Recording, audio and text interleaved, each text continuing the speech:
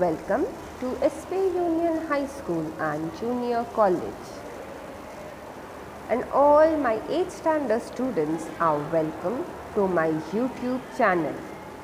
Students, just observe the slides, the images given on the screen. And just imagine what are these images called? Yes, absolutely correct. These are the images of land.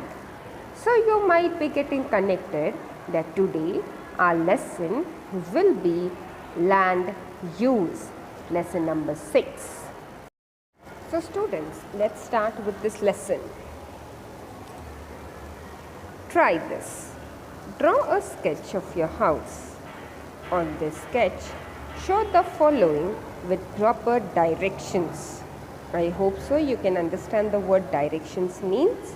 Direction means whether it is north, south, east, west, northeast, northwest, southeast and southwest. From the directions, you have to note down kitchen, bathroom, courtyard, living room, bedroom, etc.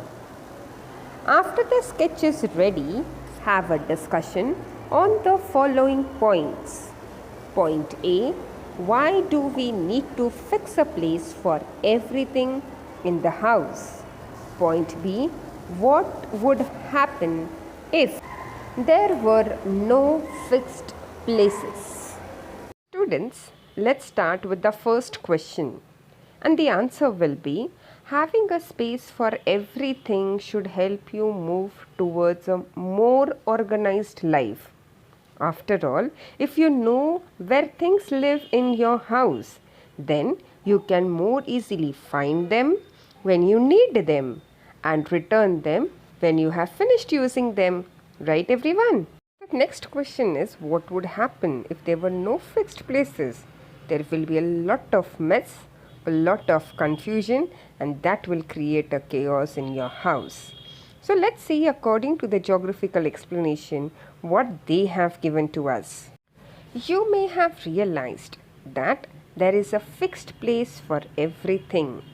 If this is not done, the house appears disorganized. There will be difficulties while moving around the house. Even if these arrangements are changed, there will be confusion for a few days.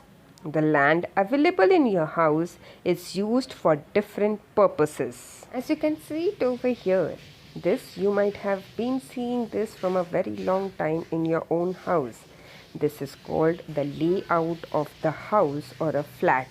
So there is a fixed place for every room, whether it is bedroom, kitchen, courtyard, dining room, even bathrooms. Everywhere there is a fixed place given in the house. So let's try this activity over here. This activity has to be performed by all the students together.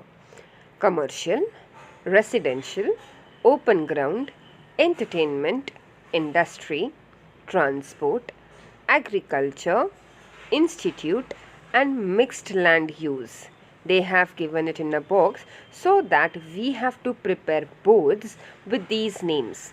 Let the students stand in a circle holding these boards. Now prepare chits with the following names and put them in a box like shop, garden, bank, utensil factory, school, bungalow, residential building, mall, hockey field, cinema house, hospital, bus stop, port, airport, swimming pool, badminton court and reserved forest. Each student will pick up one chit as per the land use category, will stand close to the person holding the respective board. Once the activity is completed, have a discussion based on the following points. Question number 1. Why did you select the particular board? Question number 2. Explain how you will use this chosen land. And question number 3. Correlate our needs with the land use. Now let's have a look with the geographical explanation given in the textbook on page number 35. Land use is the way or purpose for which land in a region is used. The interaction between the geographical factors and man have resulted in land use. Land use undergoes changes with time. As man's needs have increased, the use of the land for different purposes has also increased. Mineral rich land is used for mining, fertile plains are used for agriculture.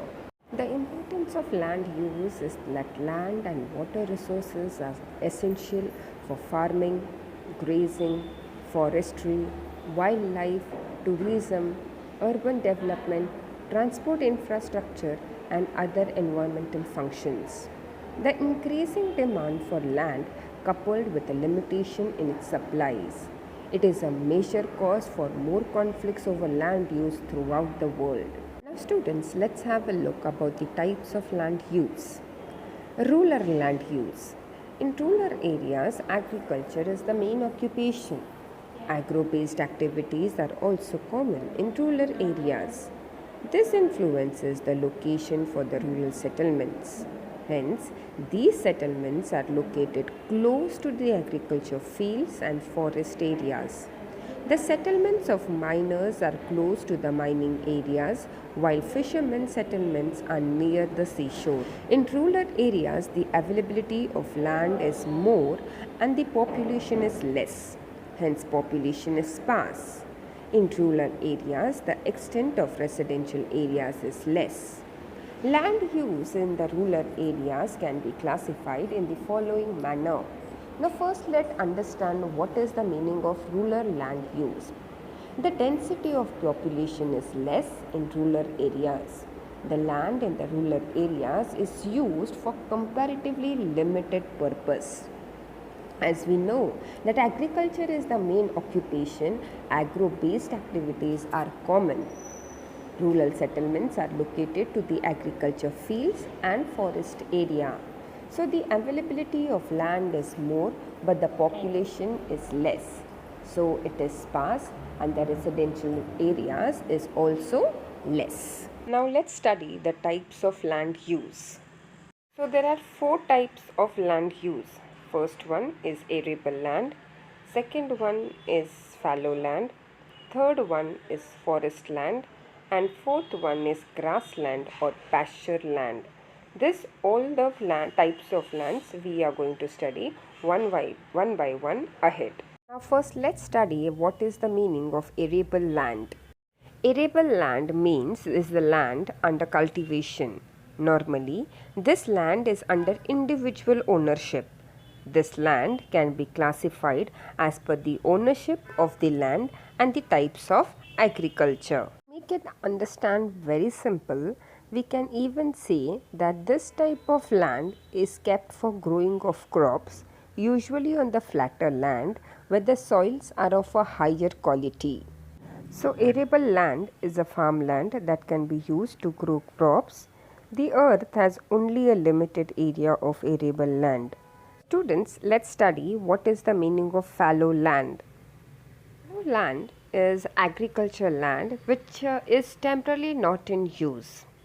In order to improve the fertility of the soil, the farmer does not use a part of his agricultural land for 1 or 2 seasons.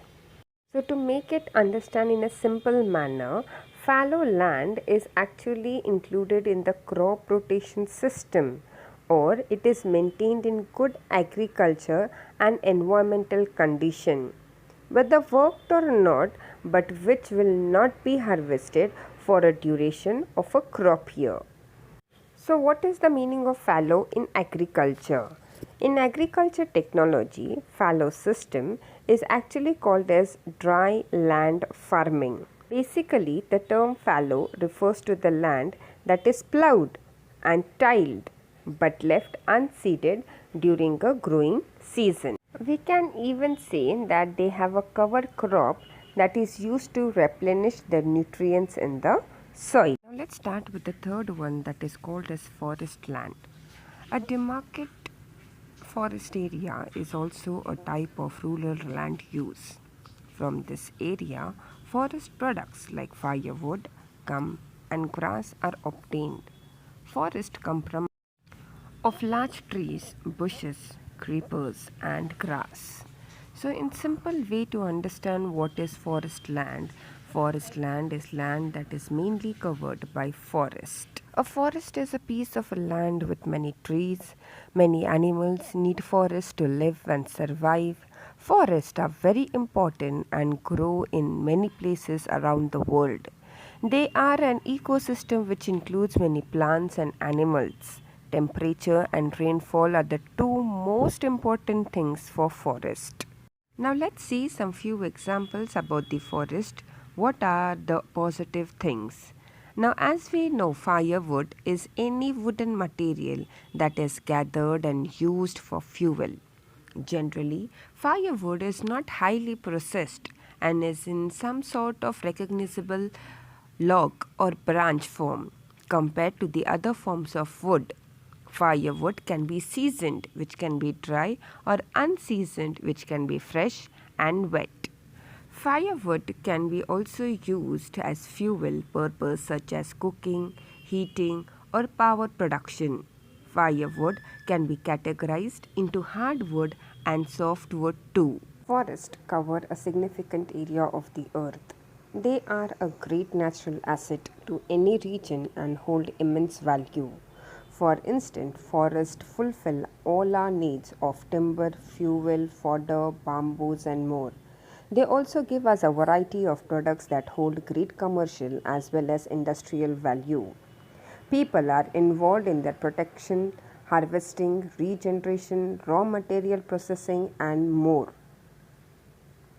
Forests give us a large number of raw materials for various products like paper, rayon, gums, medicinal drugs, and more. Forests are largely responsible for preserving the physical features of our planet. They monitor soil erosion and prevent it from happening. In fact, it helps our agriculture to a great extent. Now we are going to study about grass. Grass is a plant with narrow leaves growing from the base. A common kind of grass is used to cover the ground in a lawn and other places. Grass normally gets water from the roots, which are located in the ground. Many grasses are short, but some grasses like bamboo can grow very tall.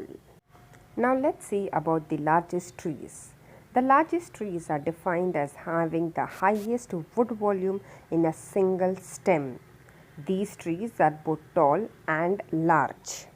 What is the meaning of shrub? Shrub or a bush is a category of plants.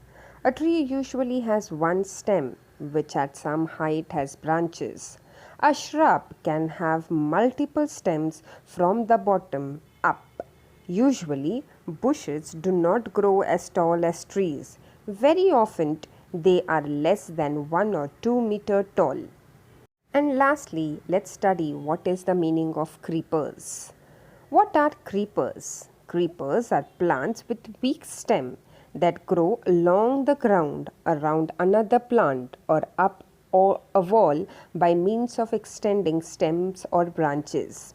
They have very fragile stems that can neither stand erect nor support all of its weight. The examples of creepers are watermelon, pumpkin, sweet potato, etc. Now, students, let's study what is the meaning of grassland or pasture land. This land is under the ownership of the village panchayat or the government and is used for grazing purpose. This land belongs to the entire village. Very little grassland is under individual ownership. Pasture or grassland is actually a farming related to livestock. The livestock usually graze on natural grown grass and other vegetation.